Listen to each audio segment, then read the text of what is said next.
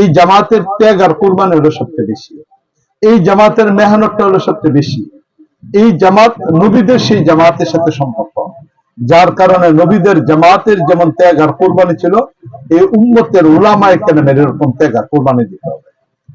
এবং খুব গভীর ভাবে একটা বিষয় লক্ষ্য করার জিনিস, উম্মত পূর্ববর্তী নবীদের দায়িত্ব ছিল, নবীর আয়েশা আয়েশা উম্মতের সংশোধন করছেন।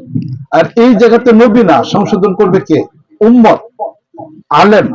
আলেম কি করবেন? সংশোধন করবেন। এবং সংশোধন করার ক্ষেত্রে নবী কিন্তু এই কথা বলেন, ইন্নাল উলামা ওয়ারাসাতি, আমার উত্তরাধিকারী, আমি নবী মুহাম্মদের উত্তরাধিকারী, এটা বলে নেই, বরং কি বলছেন? ইন্নাল উলামা হুম ওয়ারাসাতুল আম্বিয়া, নবীর বহুবচন হলো আম্বিয়া। যুগে যুগে যত নবী আসবে, সকল নবীরা যারা আসছিলেন তাদের উত্তরাধিকারী।